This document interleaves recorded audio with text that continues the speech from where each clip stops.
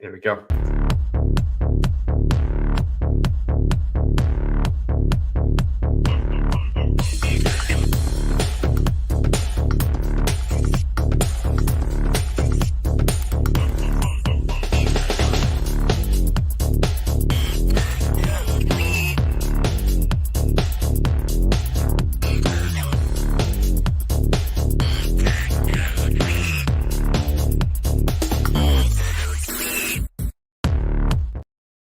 There we go. I'm a bit late there because I was queuing up our next thing. Welcome to FazRadio, people. Happy Faz Friday. We're back at it once again. All right. Can I play something? Will it actually do audio? Yes. Okay. I am going to try to share a screen. What's up, Nate? Let's see. I should close all these other tabs because I don't want to give away the secrets that we showed in the green room, which we had a little while ago, which was public, by the way.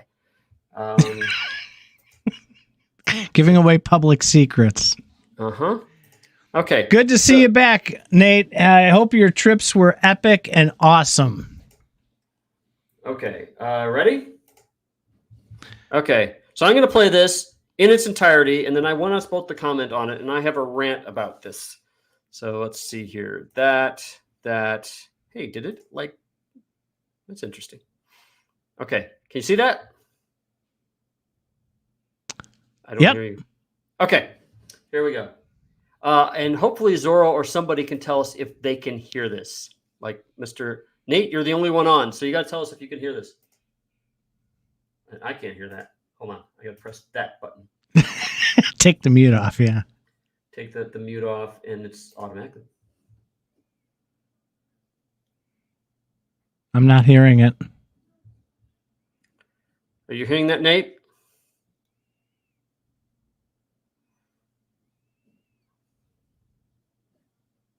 Damn it!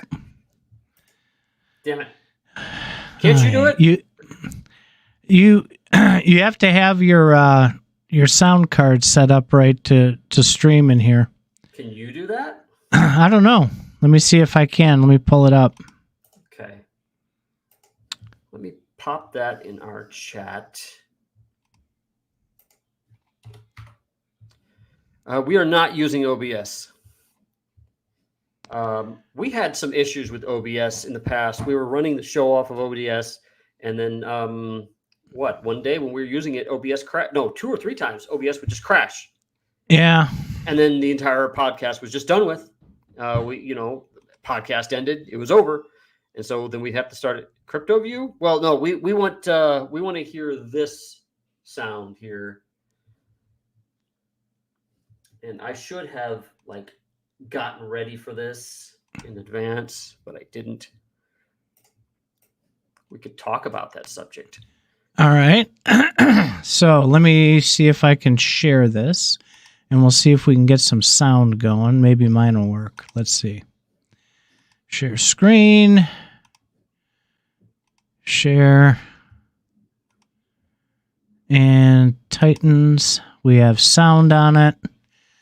And let me restart it, and let's see if we hear it. We should hear it in our headphones, too, if it's playing. Okay. Hit the play button. Just click in the middle.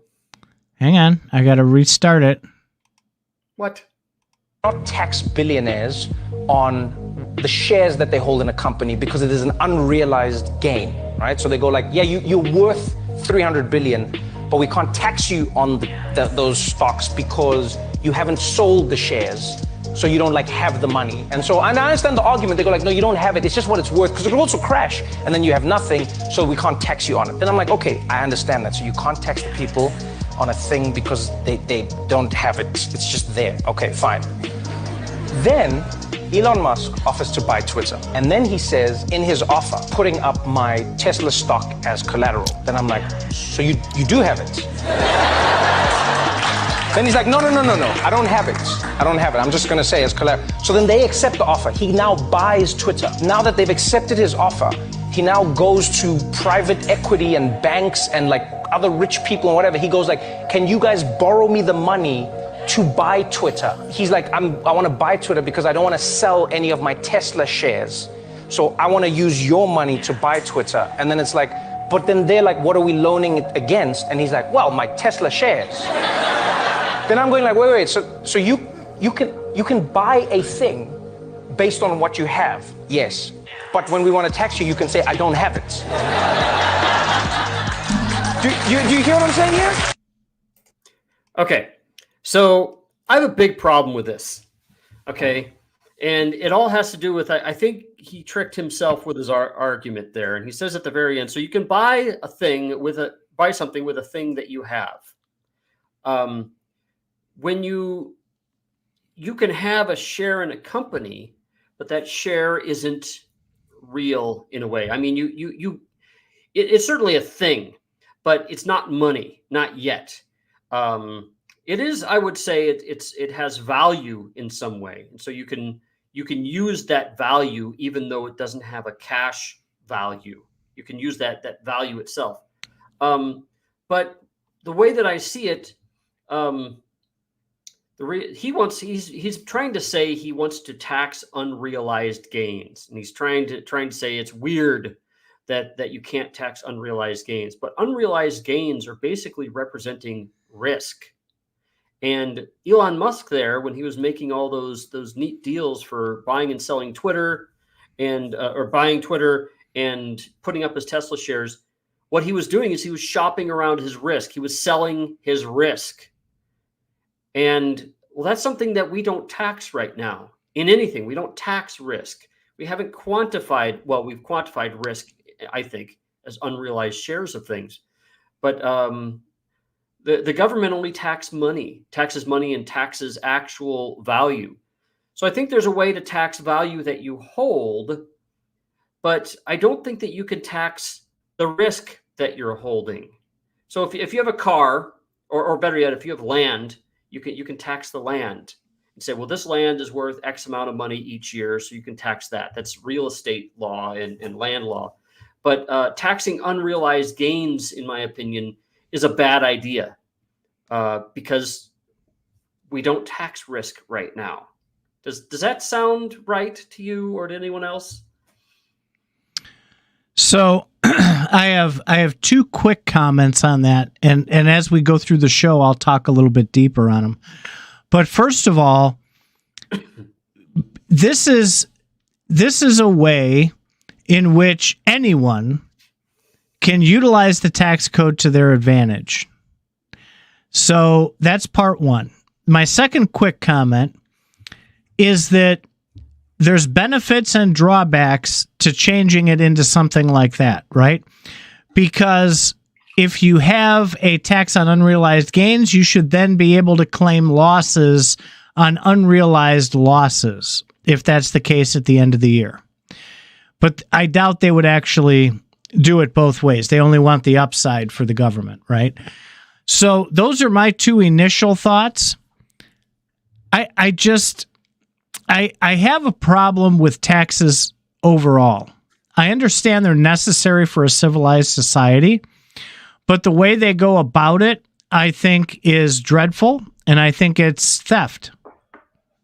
Well, I certainly agree that taxes seem to be in everything. It's well, there's a song by the Beatles where, you know, if all you do is walk around and you don't drive a car, they'll tax your feet.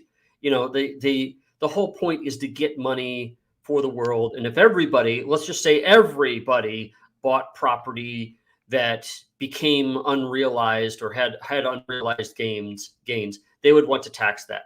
Now, in one sense, we do have this. You could take out a loan on your house, but if I'm not mistaken, that's not exactly taxed the same way. That's taxed in a very specific way. It's like the loan itself. There's taxes in the loan, but it's not the same thing as taxing an unrealized gain. Yeah, if you take out a loan, there's no taxes there? No, there's no taxes if you take a home equity loan.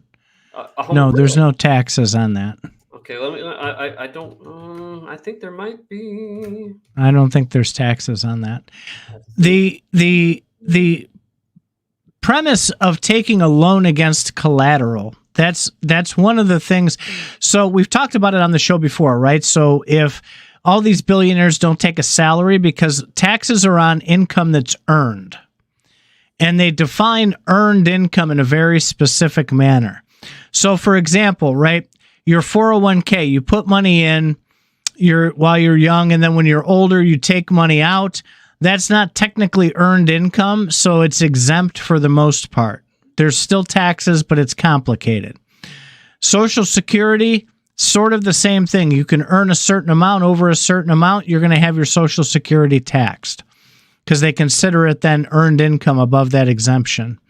With loans, though, because there's that inherent risk there that you talked about, there's generally no taxes on that. Now, there is an oh, by the way to that, right? So, for example, if you end up with a capital gain on a home that you sell when you have a outstanding mortgage or there's a loss on that mortgage, they can tax that, but you have to actually transfer the property. And it gets all complicated. I went through that mess with the IRS years ago, and I won that case because I used the law to my advantage. But there can be taxes. Well, I'm just saying there can be taxes on a home where there's an outstanding loan on it. But it's kind of tough to do, and they really skirt the law when they try and like milk every sentence out of it. Okay, so when you refinance or get a home loan, as far as I can tell here, there's no taxes on the loan, which you'd be right about that. However, there is property tax, and generally your property is evaluated to come up with that tax. So I would assume if your house burned down, maybe your property tax would go down. I don't know. No, property tax has nothing to do with your house burning down. Well, I do know that, the property tax I pay, if I added a room to my house, yes, it's based on value, appraised value.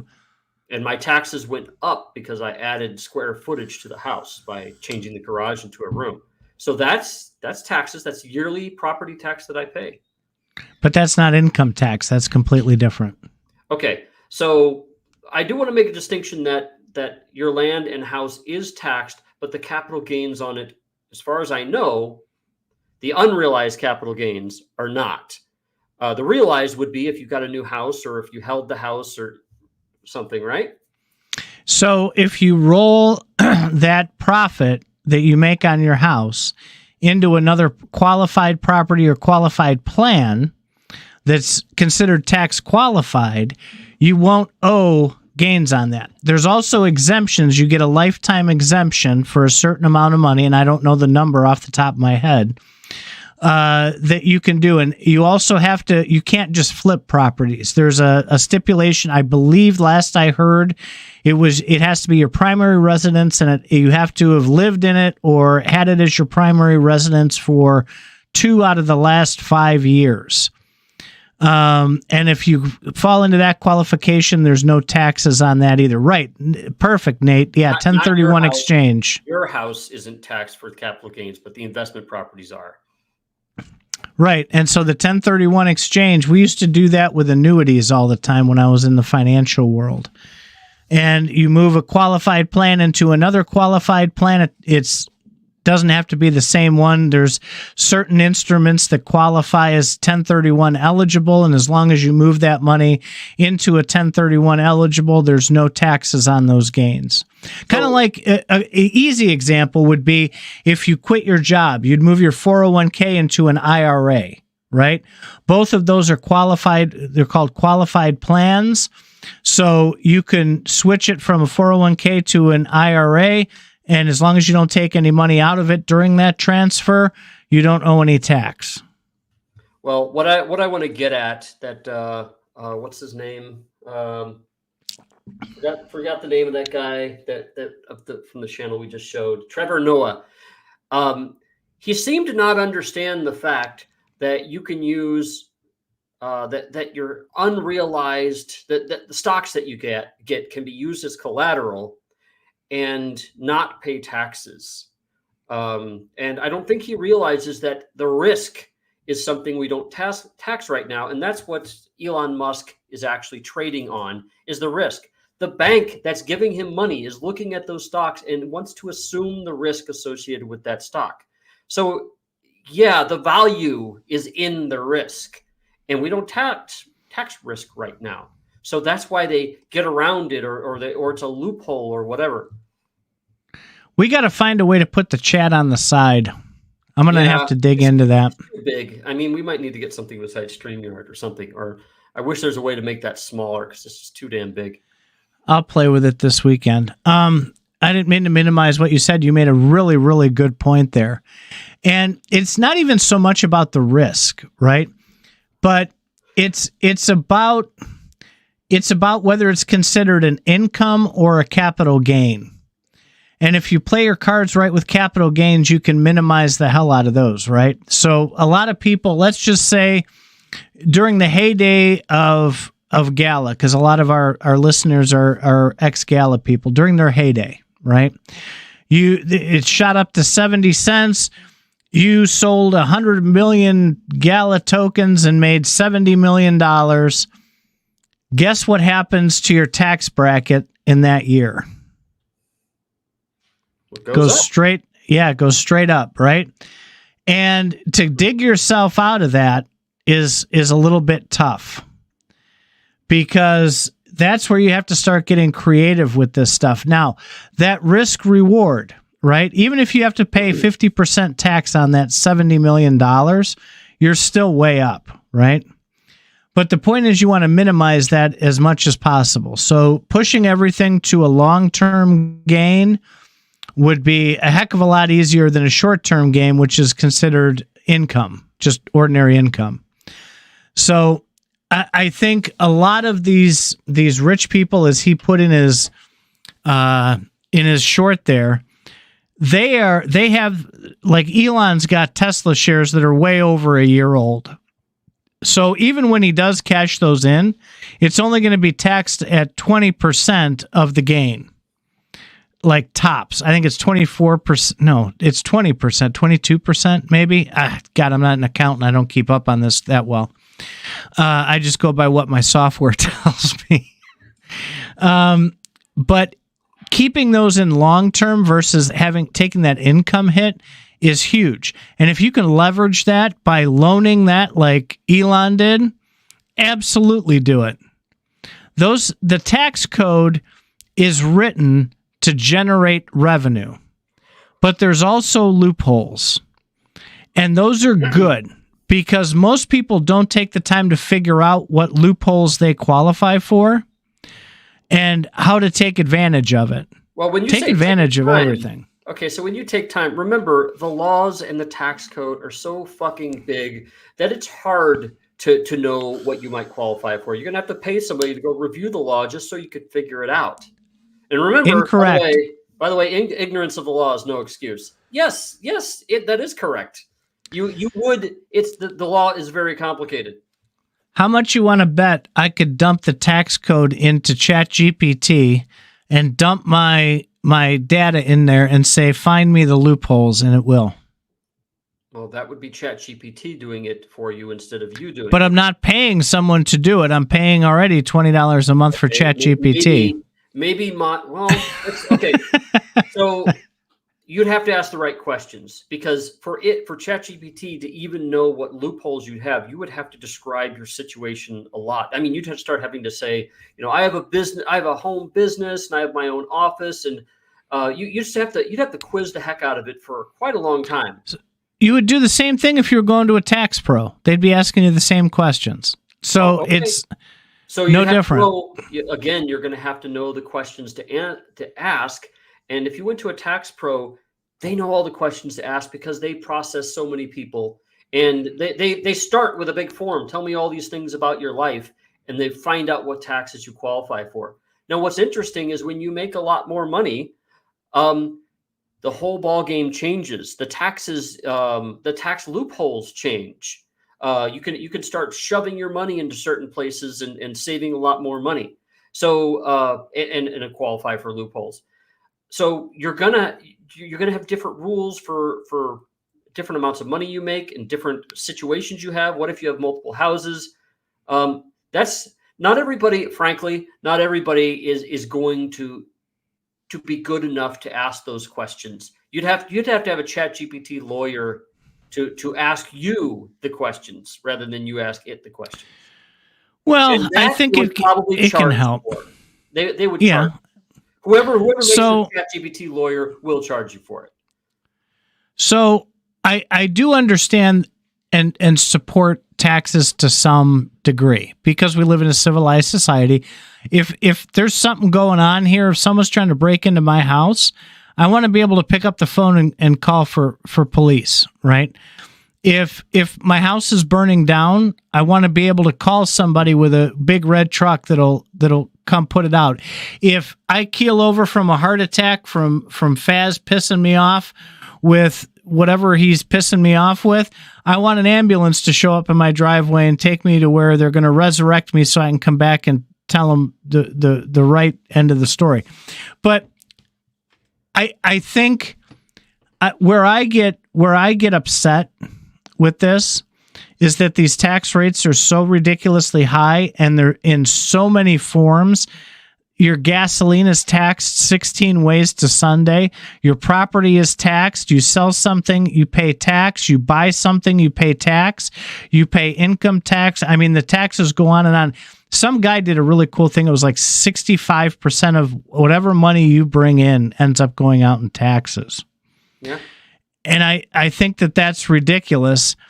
And I do think that needs to be changed. Well, wait a minute. Let me, before you get too deep into this. No, I was just going to finish with, there's a risk that business owners take before they collect that let's say sales tax, right? When you're talking about risk here, I have a grocery store at the corner. It's IGA, right? And generally food you don't pay tax on, but some things you do pay tax on.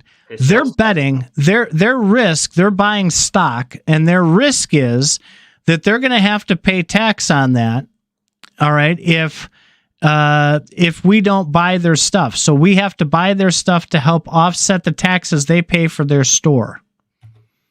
So there's risk there. So should they be exempt from taxes because they're risking carrying all this inventory and paying employees, and nobody shows up at the store? Would that be viable? I want to step back because I want to stop you there first before you got into making a big sandwich of stuff here. We need to unpack some stuff. So you get taxed up to 65%, and you can't figure out why that would happen. And I was going to say infrastructure, and of course, Demology at the same time said the amount of how USA is strict about taxes, you'd think that they would have top infrastructure, free healthcare, et cetera. You'd think, but there's a couple problems with that. One is humans don't know how to handle large amounts of money. Any large entity, whether it be a large company like Google, Microsoft, or frankly a church, like a multinational church, or a country, when you have that much money, it becomes really easy to accidentally waste because the amount it does accidentally waste. Yeah, because if you start having to keep track of how every cent is paid, it becomes a real problem.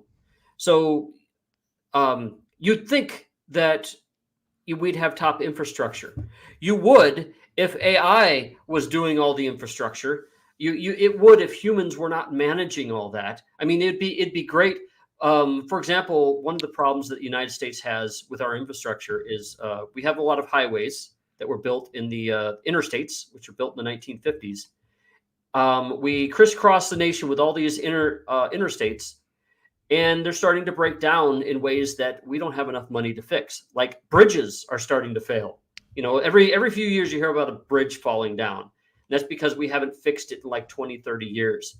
We have and just to check the health of a bridge and to keep it up to date and keep it fixed so it won't break, that costs a lot of money. But a lot of states in the U.S., they don't allocate the money for that. So now you got to lock up a lot of money for future problems. But we don't do that. We just keep spending on making more stuff because we're trying to generate more money. And then we have inflation and we inflate the dollar because we want even more money. And then we let people buy things on credit because we want even more money. Free healthcare, that's a fucking political issue now, which is a pain in the ass. Boy, wouldn't it be nice to have free healthcare, but then try having healthcare in a way that everybody would like. Well, everybody would like their own personalized healthcare, but then they don't want to be charged for somebody else's healthcare, which is why we have a private insurance system here in the United States, so that you can have the healthcare that's funded in the way that you like. You don't like somebody, you don't like your hospital doing certain you don't like your what you're paying for your insurance to cover certain operations for people. You want to have a healthcare that you can pay for. If you have a government healthcare, they kind of have to cover all that, or a kind of a minimum. And that becomes a political issue. So our politics get in the way of us spending money properly. So yeah, we waste money because we do not know, humans don't know how to spend and keep track of money appropriately. What's this? There we go. They certainly know how to send billions and trillions of dollars overseas before they fix those bridges and potholes. Well, don't you find it funny? Hold on. I want to hit that one. The goal there for sending money overseas is national security. They seem to feel that if they go, let me finish. The United States feels the need that if we send tanks and airplanes over to other countries and kill people, that it will keep us safe. Now, I'm not saying it's right. I'm saying what they're doing. And of course, then they pay off countries. So countries want to fight us, or they want to fight each other. And we want to keep everything good because, calm countries cooperating with each other is great for business. And so we start paying people off. And then we start taking money from person A and paying off person B. If we don't have enough money, we'll just fucking print up money and then we'll pay them off. And that seemingly is okay. So we're not using money correctly for us to be able to have good infrastructure, free healthcare, and so on. Go ahead. So I don't know if your state does this, but quite a few states do, like Pennsylvania, New York, and I don't know if you remember when we were in the service in Virginia, they had this too. You had to get a car inspection, right? And you had to get a little inspection sticker to put in your window. And it said that your vehicle was roadworthy, meaning, it wasn't a hazard, it wasn't a danger to other drivers. Now, shouldn't there be that same standard for potholes in the roads? Shouldn't that standard be applied to them for making sure that they're not causing issues I hit a pothole and I swerve and killed 3 people. Shouldn't they be held accountable to that same standard? You'd think so, but it's kind of funny how we have different we have different categories for other things. Like for example, if you have a house and your house has damages on it, you have to pay for the damages on your house. But if a tree from somebody else's yard falls on your house, you don't have to pay for that. An insurance company, company does. Yeah, you do, though, because you pay the insurance rates. Well, I don't know. If you pay $100 a month and then you get $50,000 from the insurance company for fixing the tree damage, you've done pretty well with your investment there. Well, the problem is that a lot, and okay, so I'm qualified to talk about this because I was an insurance agent for a little over 4 years. I was licensed for a total of 8 years on the property and casualty side. And people use their homeowners insurance as a friggin' maintenance policy, right? So they need you'll get dropped from insurance if you do that too much. They would the amount of claims that I would process. They needed new gutters, and they would put a claim in because they said, "Oh, it's going to damage the foundation if the water isn't done." So they, and of course, then when the gutter company finds out the insurance company's paying, instead of being a $800 job, it's now a $7,000 job. And who ends up paying for that is all the people paying that company's insurance premiums. So, it just turns into a nightmare. Hold on. So that's kind of interesting because I was talking about insurance. Most insurance is a private insurance. Now, when you're paying for national health care, that's more of a public insurance. So when you have a national health care or a national insurance, unemployment would be another insurance. People don't like how their money is being spent by the government. When you have private insurance, it's nice because your money can be spent the way you want, but really, you don't really have any control over that. So the question is, are you saying that you don't like the concept of insurance at all? Because you're going to pay for something that you don't approve of if you have any sort of insurance. I understand it, and I carry insurance besides the minimums or what's required or anything else. Yes, because it's good to have, and just in case. Yeah, it's a just in case. And I understand the industry from both sides, right? On the consumer side, but I also, being licensed and selling it for all those years, I see both sides of it very well. And I do think that most types of insurance are a pretty good idea. There's times where it's not a really good idea, right? But I think that personal choice, and it goes back to, again, the risk. What risk are you willing to assume? If you have like with your car, right? You have choices. You can get liability only, or you can get full coverage. If you've paid off your car, you're not required to have full coverage. But if you get in an accident, then the other person, the insurance company will take care of the other person, but they're not going to fix your car then. Well, so worse. It's your level of risk.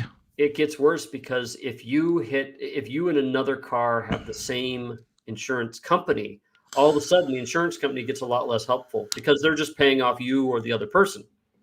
But I was gonna go in a different direction and say it almost seems like, getting back to risk, that our society actually encourages, in the United States, encourages people to take big risks, which may not pay off, including insurance companies and so on. Insurance companies are taking risk. A lot of risk. Banks are taking a lot of risk, and individuals, if they want to pay off, even getting student loans, that's a risk because you might not live long enough to pay off that loan. You may not get a good enough job to pay off that loan, and so on. And who has to eat that risk? Well, at the moment, either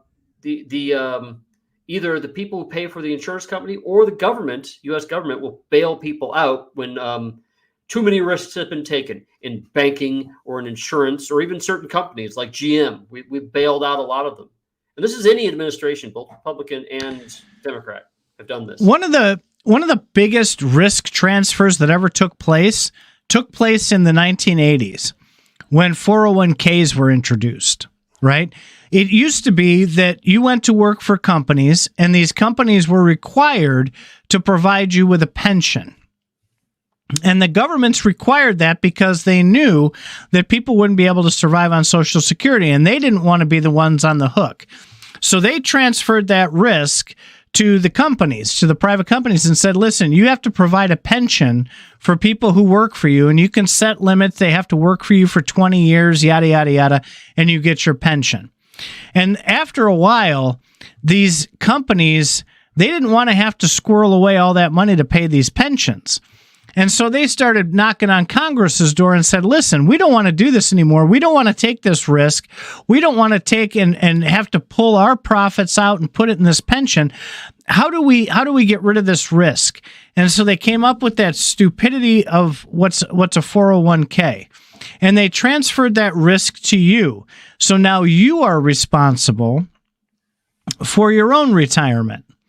And most people. Isn't that the American? Wait a minute. Let's talk about so it's kind of funny. I just looked that up, and apparently Democrats signed that into law. Jimmy Carter did in 1978. But now you see the Republicans really, really championing the idea that everybody is responsible for their own money that they earn and their future and so on. And that's moving it away from the concept of what you just said, which is the company doing it. The company, of course, is supported by everybody who buys the company products and even the employees in the company. So it sounds like you're having a little bit of a problem with moving away from a socialist kind of thing and moving it more toward a capitalist kind of situation. No, because as usual, you cut me off, didn't let me finish my story. You finish that. So, I'd like to see how this one ends. So the risk gets transferred to you. You're responsible for it. There's people like me who understand how the system works, but your average Joe out there doesn't know how to invest. They have no idea what they're doing, and they end up, in a lot of cases, really hurting their financial future. Yeah. So my point is that there's nowhere else for that risk to go. I don't have a problem with that risk transfer. But as I've said probably 30, 40, 50 times on this show over the years, the risk has to have a reward that's worth the risk that you took. So Well, I don't care about taking risk. I care about the reward matching that risk. if you think about how Americans do risk, so much of our society is oriented around mortgaging out your future to someone else. So in a real sense, you're taking a lot of risks, doing everything. Buying a house, that's a lot of risk right there. Buying a car, that's a lot of risk. Who pays full price for a car these days or for a house? Nobody just buys a house and is done with it. They take out a loan. And there's tax benefits to taking out a loan too. So society is actually encouraging you to take this risk. What's this here? Health insurance companies work out deals to corner markets and rig prices. Yeah, and so does diamond companies like, De Beers. Everyone gets a cut. Keeps everyone working for generic big company to maintain access to networks not available in the open market. Yes, we forget that all these poor people, all of us people at the bottom are competing with the people on the top who's found ways to trawl the population, kind of like you trawl fish, throw a big net out, and they're looking to get money from all the individuals out there. So the big companies trawl the population for whatever money that they can get, and then we as individuals have to compete against that company. And so of course the company gets all sorts of things. So in one sense, if they're taking money from us, companies and governments are taking money from us, then isn't it okay if people get payouts from their insurance company and that supports them and helps them? Unfortunately, there's a little bit too much fraud that takes place with that. Well, yeah. Fraud happens despite insurance companies being there at all, because again, you have governments that print up money. They defraud their own monetary system. All countries do. They defraud their own monetary system so that they can get ahead. And companies, of course, they can't control the money in a nation.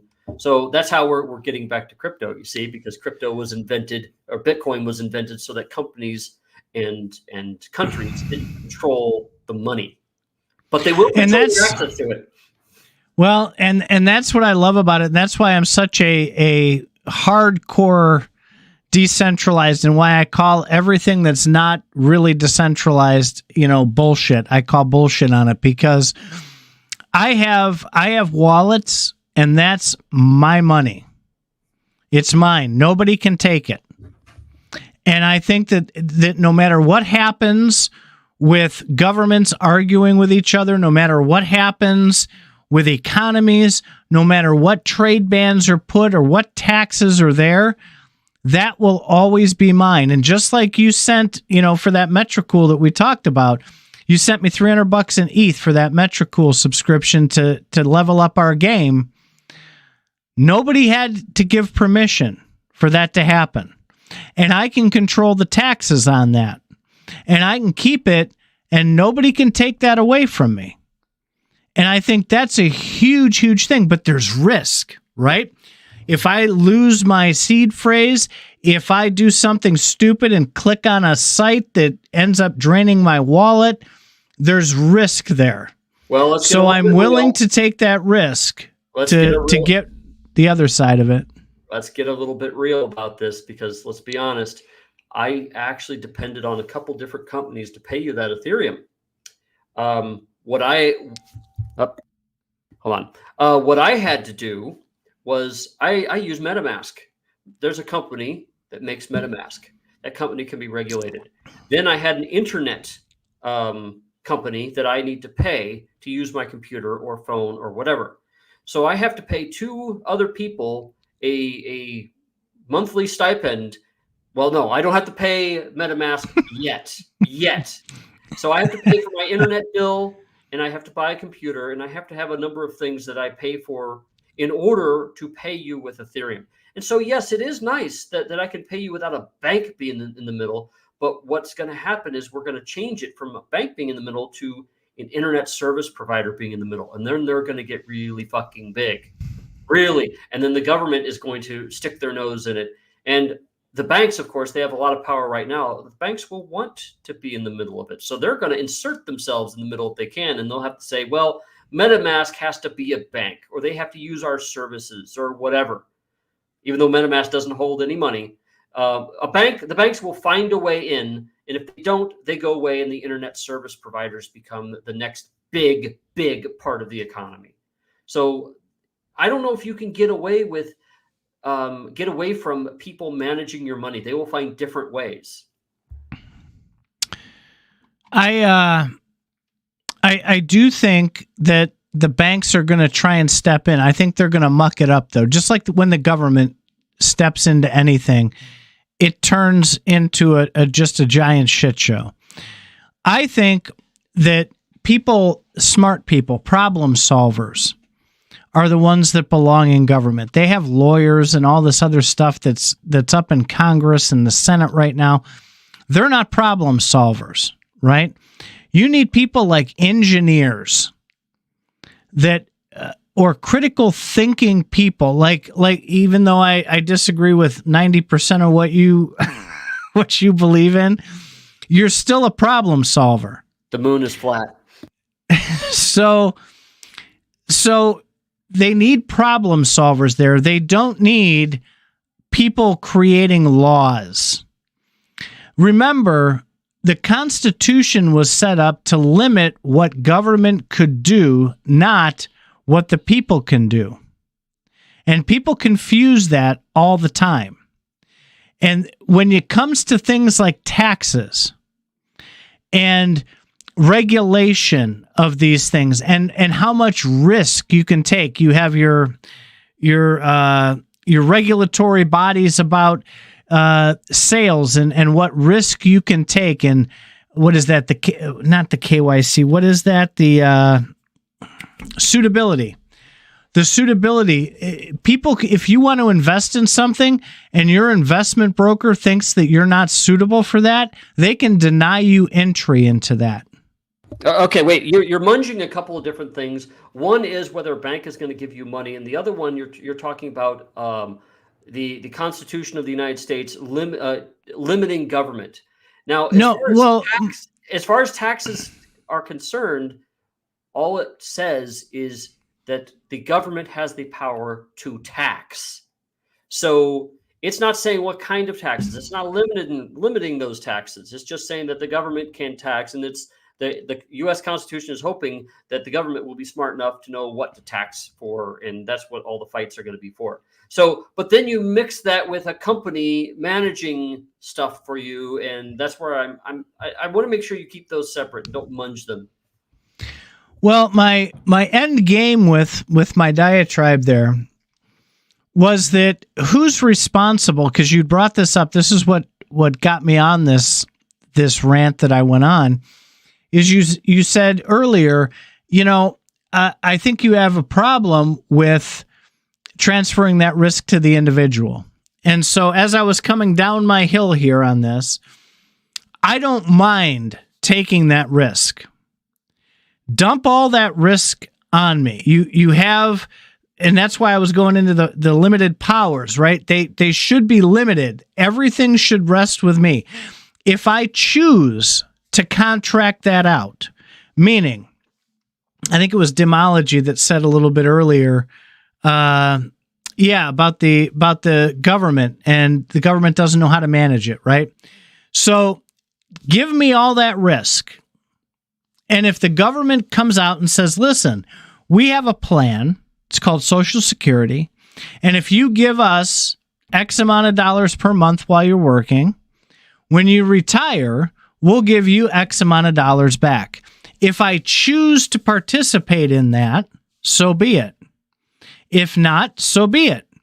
And perhaps that would generate some other options from other people, smart critical thinkers, problem solvers, who could come up with ideas that would be in my best interest if I wasn't comfortable or didn't feel like managing that part of whatever risk profile we're talking about here, whether it's money or insurance or any of those things. Does that make sense? Sort of. So the problem with your diatribe there is, okay, if you want to reward the people that take the risk, then you'll have those that take the risk will be the haves, and everyone else will be the have-nots. But let's think about the kind of risks, because poor people take a lot of risks too. They might live in a bad neighborhood, and it would be a risk just to get to work, or just to have an education, or if you're in a minority group, you're gonna have risks dealing with the majority group, and that's different for each country. So the risks are different, but they're still there. Yeah, it's a big risk for me to manage the money of like 100 different people. But in another sense, it's really easy. It's a lot easier than living in a crappy neighborhood and risk not getting shot. All right. We're going to end up down a rabbit hole if you keep talking about this, because, there's the risk of you getting shot going to work can be in any neighborhood. It's not a disadvantage, number one. That's not true. My neighborhood's rather safe, and maybe yours isn't. I know. My neighborhood. You could move, but what if you don't have the money to move out of your bad neighborhood? You will be taking a lot of risk. All right. So here we go. You're equating an education with a social lifestyle and the ability to earn money. And that's absolutely not true. There are people I know that don't have a high school. Listen, you're cutting me off. Social lifestyle mean that it's voluntary? It is voluntary. I know people who don't have a high school diploma that are millionaires because they started a pressure washing business. Okay, you don't have to have an education to do well for yourself. I like that direction, because what you're doing is you're saying that everybody can be a millionaire if they find a way to trawl everybody else. Here's the problem with the system. You need people on top to trawl a lot of people in the bottom. So no, everybody doesn't have the same opportunity to be a millionaire, because if that was the case, then everybody could be a fucking millionaire all at once. Where's this money coming from? It's not just going to come out of thin air. It's got to come from a bunch of people who use these, who don't have what you have. So your person without the education is great, but I'll tell you that there's probably 10 more people that he went to school with that live in a poor neighborhood or don't have a lot of money. That system doesn't work. It does. When you let it be, when you let people be themselves, what are the percentage of rich people versus non-rich people in the world? Listen, you can go out tomorrow. You can go up to Home Depot tomorrow. It must be that most people are lazy on this planet. All right. Like 90% of them. And for $120 a day, you can rent a commercial pressure washer. What if you work at McDonald's? And you can pressure wash driveways at $300 a pop. And if you have good customer service skills and you do a very good job at what you're doing, you can do 3 driveways in a day, make $900. Location. So okay, you don't have to pressure wash in your own neighborhood. You can pressure wash anywhere. Yeah. Okay. So let's just say that I can pressure wash, 3 houses a day. Great. Now you get a whole bunch of other people. We're gonna use up that entire neighborhood of houses to where now everybody else who wants to have a pressure washer business is not going to be able to work in those neighborhoods. So they're going to have to live further out. And then after a while, there's not going to be enough customers. If one person can pressure wash 3 houses a day, you're going to run out of houses, and that means at least 1/3, at least 2/3 of people are not going to have a job, or 1/3. So you can't do that with everybody. No, you can't. I'm not saying everybody has to be a pressure washer, you knob. I'm saying that's as an example. I'm assuming this with all things. So okay, we can say I could be a millionaire doing pressure washing, and you could do a millionaire serving hamburgers, and he can be a millionaire making scissors, and so on. And you're going to find out that you're going to run out of jobs to do, but that people could be millionaires on, because there's only so many pairs of scissors that can be made and will be bought. There's only so many houses that can be pressure washed. You're going to run out. And you're going to need more poor people that cannot pull themselves up by their own bootstraps. They will be taking big risks, trying to leave their neighborhood, trying to get a job, trying to avoid being shot, and trying to get to the fucking grocery store. So I love these comments. I'm sorry, they're rolling in faster than I can keep up. I know, because we're arguing, and then this is no. Listen, so M-Ice has a really good point here. People that are cornering AI, like Sam Altman, have you read his blog? He assumes abundance is near and the wealth will accrue to the top to people like him. So he advocates taxing land and capital. So Punjab jumped in. Hey, Punjab. And Eli was lost. Eli, you came in a bit late, okay? You need to start over and start watching the beginning. But no, M-Ice makes a really good point here. And it's something I've said on this cast, I don't know how many times, dozens of times. It's about perspective. Everything on this planet is about perspective. And if your perspective is that you are being shit on and you're being held back and you can't accomplish anything, that negativity is going to make you believe that you can't. You can. Okay. So I'm going to assume that everybody on this fucking planet, just for a minute, is happy with their life and they believe in themselves. It's a fucking numbers game, dude. You're not going to have enough customers if you do the things that way. The way that our societies have always worked from the Egyptians on till now is you need a bunch of workers that you can then use them to your advantage. No, you're not going to have a system where everybody is just cross-working with everybody else. That hasn't happened in history. Now, so you're going to have a lot of have-nots. And this I was trying to bring this back to risk. And yeah, a lot of rich people take a bunch of risks and they don't need to be taxed on it and stuff like that, which I agree. We don't tax risk right now, because if we did, a bunch of poor people can come up with a whole lot more fucking risk than rich people can. Well, so risk is biased though as well. I know. You and your fucking scissors. Listen, so it's biased as well, right? So I have my entity, my Unleash Reality, and I wanna level up my game. And they have the government grants, right? To help business owners get ahead. And if I applied for one of those, and at the same time, my wife, who has an all-female business that she employs 4 females with, if she applies, she is going to have the advantage on getting that grant. Now, the risk is substantially different, but that's ignored at that point because of the male versus female thing. Well, don't forget also that the females that are working for her are taking less risk than she is by trying to get to get that stuff. They're not competing with her. They all can't be rich too. They can't be millionaires as well. You need people to work with you in your business to help you. Well, I understand that, but I'm saying from the lending side of that, because really the grants are really kind of a loan. They're betting on you succeeding, right? And so that risk is just washed around a little bit based on that preference.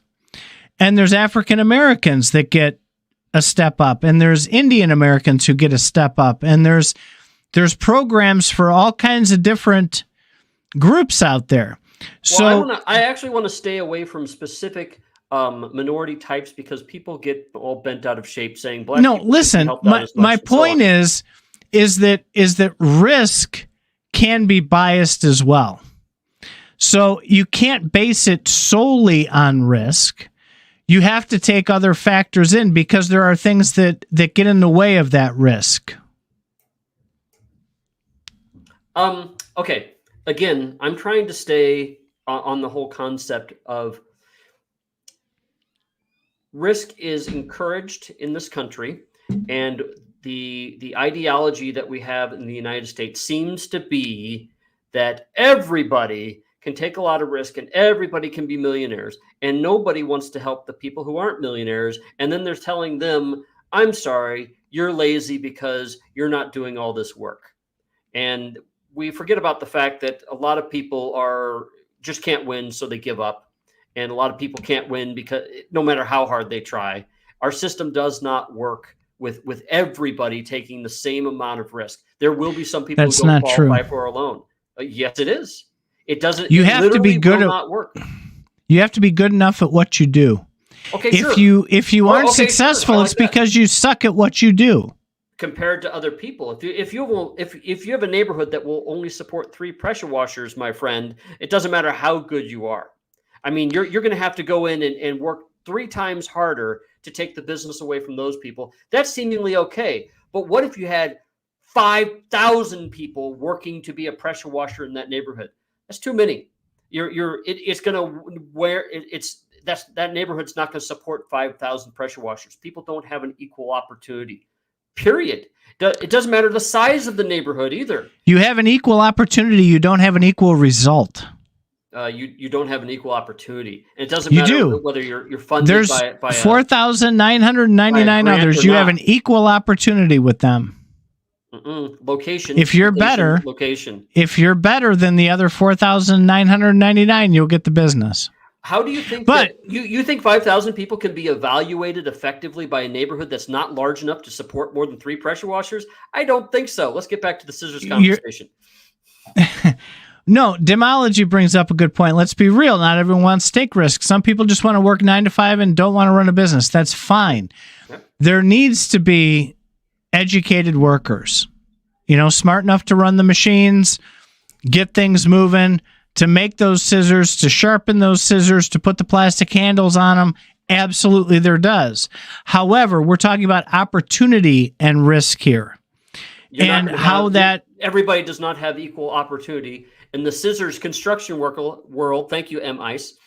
Because there's only so many pairs of scissors that can be made and actually sold effectively. So not only will you have to work harder, but you're going to have to pay with money that you don't have because you can't sell any fucking scissors because there's too many people selling scissors.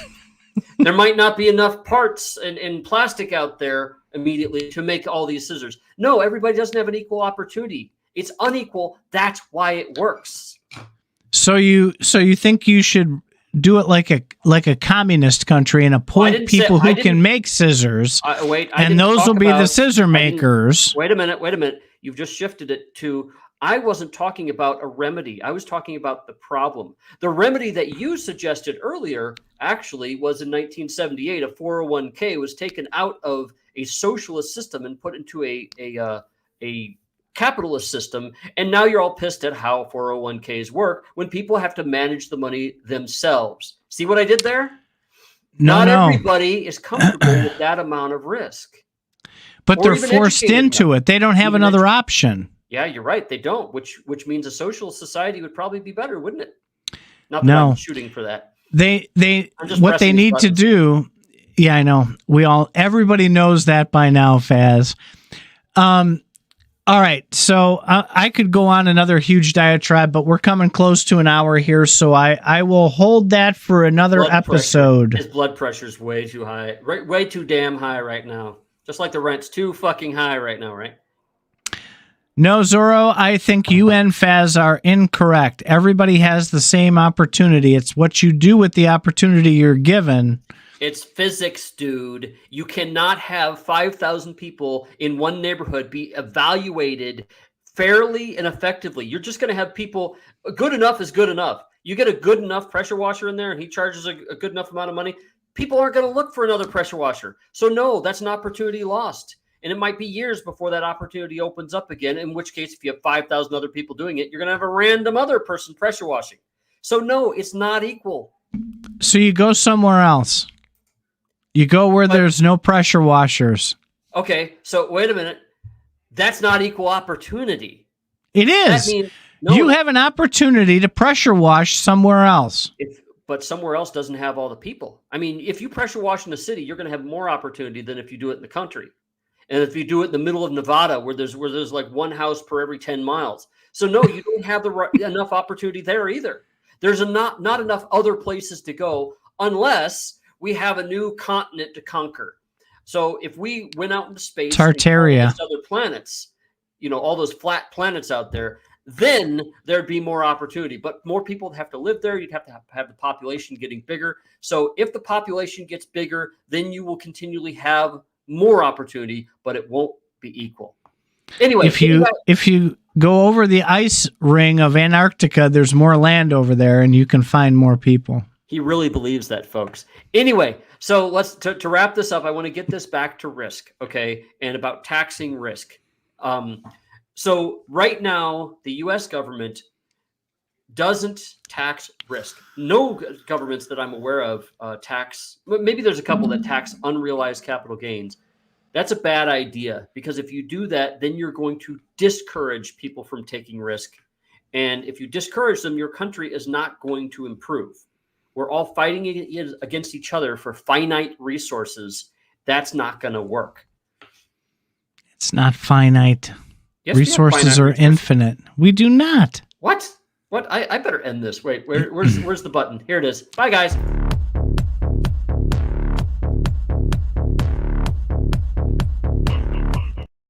No way. What kind of crack are you on?